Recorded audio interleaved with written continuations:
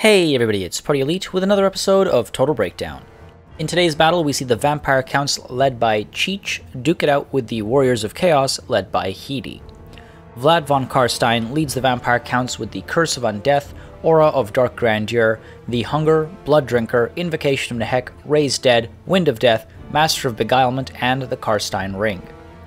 The two units of Skeleton Spearmen can help fight enemy large units, though they'll have a tough time penetrating any armor. The 4 units of Graveguard with great weapons are a good pick as they are anti-infantry and armor-piercing, and the majority of a Chaos army is typically heavily armored, and the Sternsmen are anti-infantry with a much better melee defense and attack, as well as regeneration. 3 units of Fellbats come in and would be helpful in shutting down enemy artillery, while 2 units of Crypt Horrors bring in poison damage and armor-piercing support.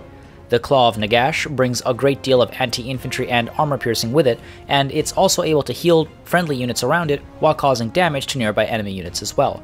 It seems as though the Vampire Counts were expecting a largely infantry build on the other side of the field, which can be pretty risky. Outside of the Skeleton Spearmen, there is no real anti-large presence in the form of Blood Knights or Terrorgeist, and that can be very dangerous. The Warriors of Chaos are led by Prince Sigvald the Magnificent, bringing with him Foeseeker, Deadly Onslaught, and Standard Die. The Chaos Sorcerer of Fire comes in on horseback with Kindle Flame, Fireball, Cascading Fire Cloak, the Flaming Sword of Ruin, and Arcane Conduit. The Sorcerer of Fire with Kindle Flame and Flaming Sword is a good pick when up against an enemy that might already be susceptible to fire damage due to regeneration. Cascading Fire Cloak is a good defensive addition to that set of spells that also helps cause added damage. 2 units of Chaos Marauders will do decently against low-tier Vampire Count units, while the Chaos Marauders with great weapons will be able to bog down some armored enemy units. 2 units of Aspiring Champions, one ranked up to rank 1, will cause some significant damage to enemy infantry, and the 2 units of Chaos Warriors will do well against infantry, while the 2 units of Chaos Warriors with halberds will do well against enemy cavalry. The unit of Chosen with great weapons is an expensive pick that will look to make quick work of high-tier enemy armored units, and the armored Chaos Trolls ranked up to rank 6 and Chaos Giant are looking to bring some heavy-hitting, armor-piercing strength to help crush enemy infantry. Alright, first things first, as always, we talk about deployment, and it's relatively simple here from both sides of the field, so let's start with the Vampire Counts. Now, the front line consists of the Graveguard with great weapons, as well as this unit of the Sternsmen up in the center here, and pretty standard deployment there. Right behind them, we do have the Skeleton Spearmen on either flank, again, able to intercept any inbound large units, anything that might be charging in from the sides or from the rears. These guys are able to stop that from coming in. And then right in the middle, of course, we do have the Crypt Horrors. This is pretty standard as well, sending them in after the front lines engage to provide that extra support, though I typically advise trying to keep them on the side so they can come in from the flanks as well, hit the enemy from the rear, because that causes that extra morale damage as well, and it can make a fair bit of a difference. Vlad von Karstein, of course, in the midst of it all, he is good in melee, so it's a good idea to keep him up front. And back here we do have the Claw of Nagash, and again, the Claw of Nagash provides that regenerative support to all allied units in a sort of circle around it, and it also causes trickle damage to enemy units in that same circle. So you do want to get the Claw of Nagash into combat, or as close to combat as possible. They are armor-piercing, or rather it is armor-piercing and anti-infantry, so in this matchup it will do quite well. And then all the way at the back, we have all 3 units of Fellbats able to shut down any ranged support, whether it's horsemen with throwing axes and javelins, or it's the Hell Cannon, whatever it might be. So that's the overall deployment from the Vampire Counts. The Warriors of Chaos also keeping it pretty simple, as you can see here. Their front line consists of these Chaos Marauders, again, just to sort of bog down the enemy and hold them in place. And right behind them we have the Chaos Marauders with great weapons, able to dive in after the engagement start to provide some support alongside the Aspiring Champions who are on either flank. And these guys, again, pretty heavy hitting. Once they dive in, they can do a lot of work to enemy infantry, so able to push in through the front or come in from the sides or the rears, whatever might be available at the time. And then on either flank, we do have the Chaos Warriors and the Chaos Warriors with halberds right behind them, and you can see that on both sides of the field. And again, this is in case anything comes in from the flanks, these guys are able to respond and intercept, or if anything comes in from the rear, these guys are able to pull back and intercept and prevent rear charges from coming in. We do, of course, also have the Prince Sigvald the Magnificent himself, willing and very capable of diving in and getting a lot of melee damage done, and the Chaos Sorcerer of Fire right behind them all, with the Chosen with great weapons all the way back here. I feel like they should have actually been deployed a little bit further up front, sort of as a part of this frontline contingent, because they could do a lot of work this far back. I'm not really sure what the thinking was there. Though up front here, you'll see we also have the Chaos Giant able to push in from the side and sort of tuck into the frontline engagement and cause a significant amount of damage.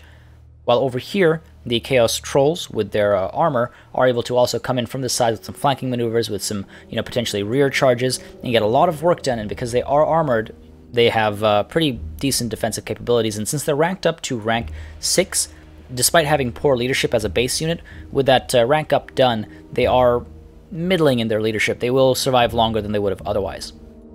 With all that said, let's take a look at how this battle breaks down. Now, it does start off relatively slow. You'll see the Warriors of Chaos are slowly trudging forward. They're moving towards the Vampire Counts, but the Vampire Counts holding the ground. No real need to push forward, taking their time. So we're just going to skip ahead a little bit, speed time up ever so slightly because we have that power. And you'll see the Fellbats over here pulled off to the side. They don't really have anything particular they can engage. So what they can be used as in this situation is just sort of a buffer. You can use Fellbats to hold enemy units back. Anytime you feel like you're about to be overwhelmed, you can use them to, for example, hold back an entire flank if each of these Fellbats sort of engaged each of these units. Now, they can be taken care of pretty quickly, so you have to be careful, and you have to use them very carefully. You'll see they were sent forward here to engage the Chaos Warriors. They can also be kept in reserve and then charge into a Chaos Sorcerer, for example, when he's most likely to be casting spells. You can intercept the Chaos Sorcerer and prevent some of those spells from going off. So Fellbats still have use even when the enemy does not have any ranged units. Now back here you'll notice there has been a little bit of restructuring going on. Both of these Skeleton Spearmen have been brought to one side over here instead. Seeing that the enemy's Giant is over here as well as its Chaos Trolls, it doesn't make sense to have any Spearmen over here, so they have been pulled over, and you'll notice just shortly after as well, this unit of Crypt Horrors has been spread out to that side as well. So again, getting into position, preparing for the inevitable, and now once again nudging forward slowly but surely. And you'll see the Chaos Sorcerer of Fire here does shoot a fireball, and having seen the cast go down, the Claw of Nagash has been sent this way, and Vlad von Karsten as well is going to try and dodge that. And you'll see it'll get a little bit of damage into the Sternsman, and it'll also just ignite Vlad there for maybe a split second. He gets back up, and then they're going to reform. So good spot there, seeing that coming in and then trying to dodge. You're trying to mitigate and minimize as much damage as possible, but unfortunately it's a homing fireball. It does still make contact, as very little damage, and of course with the Claw of Nagash nearby, that damage is going to be regenerated almost right away. And you'll see over here now, as the lines move towards each other, you'll see the Fellbats over here push off to the side. Chaos Warriors again cautiously, slowly but surely pushing forward, and the Vampire Counts as well. Maybe a little too patient here, just carefully looking at what the opponent's going to do. Now, you'll see a couple of things go down here as we speed up just a touch as they spread out a little bit further. Alright, so you'll see that the Graveguard here with their great weapons are being sent off to intercept these guys, and that's a good call because, of course, the Chaos Warriors with halberds, they're not going to do so well against Graveguard with great weapons. Sending the Crypt Horrors there is a bit of a mistake, or committing them to this side is a bit of a mistake, simply because there are, of course, these Chaos Warriors with halberds, and they are anti-large. They're also armor-piercing, so the Crypt Horrors are going to be in a pretty rough spot, but I understand, wanting to use their poison to try and take care of this engagement as quickly as possible, but again, just a little dangerous there. And you'll see they do all go diving in, and of course the Chaos Warriors with halberds should have been positioned a little bit further down, but of course at this point there isn't enough time to do such a thing. And you'll see now the Warriors of Chaos are pushing forward, and again trying to get those engagements off. And over here you'll see a good play over here, good use of the Chaos Sorcerer of Fire. We have the Cascading Fire Cloak going down, giving these guys some extra melee defense, and we also have the Flaming Sword of Ruin going down. Again, the Crypt Horrors here, they have regeneration, so they are a bit more susceptible to fire damage. Kindle Flame is also on the field, so that will increase the amount of fire damage they take. And so dropping the Flaming Sword of Ruin on these Chaos Warriors and ultimately reaching these Chaos Warriors with halberds as well is great, because not only does it increase the damage output, it also adds fire damage to units that are susceptible to fire damage. We also have Invocation of the Heck going down, maybe just a little prematurely here from the Vampire Counts, trying to help these Crypt Horrors stay alive, but really these Graveguard don't need it just yet, so maybe just a little premature, could have waited a little bit longer and got more use out of it. But you'll see these Crypt Horrors already losing the engagement they're in, because of course these Chaos Warriors with their halberds are able to poke and prod, and both of these units are causing fire damage, so a very unfortunate situation, and at this point the Crypt Horrors really should have been pulled back. Meanwhile over here you'll see The Sternsmen are being sent in against 2 units of Chaos Marauders here. Not entirely sure what happened there. Maybe a misclick, because you'll see these guys were given their orders a little bit later. But the Sternsmen will do okay. They'll be able to hold their ground, but it's a very precarious situation to be in. Now, at this point, you'll see the Fellbats are still hanging back. They're not really doing anything. 1 unit of Fellbats could have been sent in to deal with the Chaos Sorcerer of Fire. You know, 1 could have been sent into the Giant to bog it down, hold it in place, or maybe 2 of them could have been sent down towards the Chaos Trolls again to just hold them in place, but they're still just kind of flying there and observing, just watching the battle go down. And meanwhile, over here, the Crypt Horrors completely taken care of. These guys are already at critical binding, losing decisively. They didn't really stand a chance, unfortunately.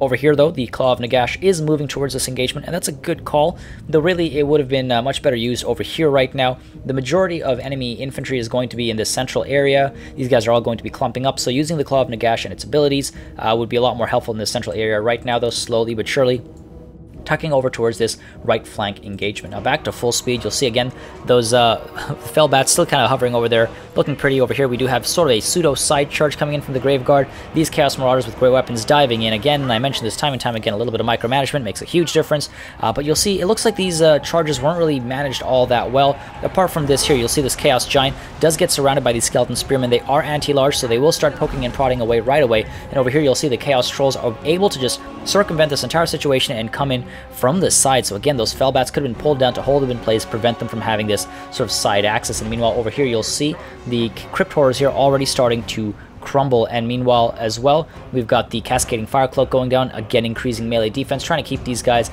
alive and fighting for as long as possible. Aspiring Champions do come in from the side here, and they're causing a fair amount of damage to the Graveguard. Of course, Aspiring Champions are very powerful. They're causing a lot of damage to the Graveguard. Meanwhile, you'll see over here, the Chaos Trolls, armored as they are, able to dive in and cause a lot of damage to the Skeleton Spearmen. Now, the Skeleton Spearmen are anti-large, yes, but they are not armor-piercing, and these Chaos Trolls have an armor of 90, so these Spearmen don't really stand a chance. They're going to lose quite heftily. So again, if the Fellbats had just held them in place, you know, somewhere back here, then these Spearmen could have actually got a lot of work done on the Chaos Giant. Unfortunately, the Giant itself has been tagged alongside the Chaos Trolls here with the Flaming Sword of Ruin, so they are now also getting that extra weapon damage, causing a lot of hurt, making sure that these Skeleton Spearmen get taken care of very quickly. Meanwhile, over here, you'll see Vlad is sort of hanging back. He's not doing anything, looking extremely pretty, sure, but he needs to get into battle. So he's pushing in against the Chaos Giant. Not the best idea. He could be more helpful, you know, against these Aspiring Champions, perhaps, or coming in from the rear against some of these Chaos Marauders. Over here, you'll see as well the Crypt Horrors beginning to crumble, very quickly taken care of. Again, there are some Chaos Warriors with halberds over here, so just not really ideal. And the Chaos Sorcerer of Fire here preparing another Fireball. Meanwhile, we'd just like to point out that if these Fellbats had been brought in at this point to the rears of these guys, or even behind these guys, a lot of morale damage would have taken place. Even over here, if the Fellbats were brought in to charge in from the rears of some of these Chaos Warriors with halberds, they would have they probably would have routed and left the field. Even over here, these guys are already routing. A couple of more of these guys would have started routing if those Fellbats came in from the rear, but you'll see that Fireball does come in and just misses Vlad in a pretty epic shot there, but goes past and maybe hits some of these Skeleton Spearmen and ultimately misses. Fireballs can be helpful, but that one unfortunately was a wasted shot. Meanwhile, over here you'll see the Claw of Nagash doing something really counterintuitive. Claw of Nagash is anti-infantry, it's armor-piercing, and of course it hurts nearby enemy units, as I said before, and helps nearby friendly units. But rather than staying engaged in this engagement, or, as I said earlier, pulling over here and engaging over here, it's running away from a unit of Chosen with great weapons. Sitting here, it would have caused a little bit of trickle damage across these guys, and if it had actually come around and engaged these guys from the rear, a lot of damage would have gone through, and these guys would have probably routed. And again, I mentioned already, the Fellbats should have been engaged by now, and you'll see over here, that unit of Crypt Horrors has shattered, and now over here, Prince Sigvald does dive in to hit Vlad as he dives in himself as well, and these Skeleton Spearmen beginning to crumble, taking a lot of hurt, really not having a good time. And then finally, you'll see these Fellbats being pushed in as that unit of Chaos Marauders is routing. Now, off in the distance there, you'll see a couple of routes starting as well, these Chaos Warriors with halberds without that flaming sword and without the cascading cloak, these guys are taking a lot of hurt as well, and they're starting to give up and push away. And you'll see these Fellbats sort of dive in here. A unit of zombies get pulled up as well to try and just bog down the giant and the Chaos Trolls, perhaps. And over here, you'll see Invocation of the Heck does go down just to try and keep these Great Swords, or sorry, these Graveguard alive, because they are very low on health, they are crumbling, so that Invocation will at least counter the crumbling. You'll see a unit of Skeleton Warriors also brought up over here just to try and maintain this left flank as seen from the Vampire count perspective, and at the same time, you'll see these Fellbats are being pushed in to surround the Chaos Sorcerer of Fire, and that's not a bad idea. You want to shut down that magical support, you kind of bog it down like that. Not a bad idea at all, but all three of these units, a little bit of overkill. Meanwhile, over here, you'll see Master of Beguilement does go down on the Chaos Giant, so good move there. It reduces the melee attack to a 10, so it's still getting some hits off, but significantly reduced, so good use of Master of Beguilement there against a high-threat unit. And the Spearmen still, they've done a lot of work. They have hurt the Chaos Giant, but one unit was completely taken care of by the Chaos Trolls, and now these zombies here as well, just trying to bog down some of these aspiring champions and some of these Chaos Trolls, but getting damage into those Chaos Trolls is going to be difficult because, again, there aren't any anti-large armor-piercing units. Meanwhile, over here on the right flank, you'll see the Crypt Horrors now chasing away some of these Chaos Warriors and these Chaos Warriors with halberds. So very nicely done here. The Crypt Horrors should be pulled back and around to charge into these aspiring champions because they are having a great time. And these Graveguard as well could be brought in from the rear to surround the aspiring champions or sent in from the rear to attack these guys. And once again, I just want to make a point of it. Fellbats over here would have instantly routed these guys already. It would have happened a few minutes ago, and that would free these guys up to dive in here instead or to provide some support here or even over here. So again, those Fellbats could have been much better managed and much better used, and you'll see these Chosen, sorry, with great weapons still chasing after the the Claw of Nagash here. They kind of pulled down this way, kept giving chase and still giving chase, and the Claw of Nagash just kind of hanging back, not really being used to the best ability. It needs to be sent into a melee engagement against enemy infantry, and you'll see it does pull up here now, and it's finally getting some of that trickle damage out. It's causing a little bit of hurt and also regeneration among its allies, and over here you'll see the Crypt Horrors now turn around and start diving into these aspiring champions. So great move there, coming in from the side there, just trying to cause that extra morale damage, hurt them a little bit, and take care of this engagement over here. Meanwhile, over here you'll see Vlad von Karstein having a very rough time here, and at the same time we also have a couple of spells going down, Cascading Fire Cloak as well as Flaming Sword of Ruin, again bringing that flaming damage, that extra weapon damage as well, but overall you'll see the Vampire counts are having a very rough time over here. The zombies obviously very quickly taken care of, and the Skeleton Spearmen as well, they are now still crumbling. Over here, meanwhile, the Claw of Nagash has finally engaged the Chosen with great weapons. If it had stuck around for a little bit longer, could have done a bit more damage and then pulled away. Obviously, it's not the safest to stay bogged down and fully surrounded, but the Claw of Nagash can cause some damage, at least trickle damage, to a lot of these infantry units. Now, you'll see the Chaos Trolls here start to dive into these Fellbats, and so too do these these Chosen, chasing after, I think, the Claw of Nagash perhaps, and the Fellbats instantly start to crumble, of course. They're not meant to stay in prolonged combat. And over here, you'll see Vlad von Karstein having a very tough time, fully surrounded, getting beat on by quite a few units, getting quite significantly hurt, and Sigvald is there as well, and he is very good in melee, and there you have it. Vlad, unfortunately, does die while overcasting, I think, the Skeleton Warriors over here, so he actually kills himself. A little unfortunate, but these Skeleton Warriors do come here to try and provide some support, get these Chosen with great weapons attacked from behind, and meanwhile you'll see these Graveguard now diving into combat here, and over here all of these Chaos Warriors as well being pulled back into the fray. They're extremely important right now. Every man counts, no matter who they worship, no matter what they live and fight for. They need to be brought in to shut down the Vampire counts. And you'll see here, the Crypt Horrors dive in once more, but unfortunately, Cascading Fire Cloak does go down, increasing the melee defense across some of these units over here, but you'll see the Giant now has taken a lot of hurt through those Skeleton Spearmen, poking and prodding. Vlad as well helped a fair bit, and now, of course, with the Claw of Nagash nearby in melee, hurting a lot of these Chaos Warriors, but also bringing that trickle damage in with, I believe it's called the Reliquary Corruption. You'll see the Chaos Giant is slowly but surely, well, there it goes.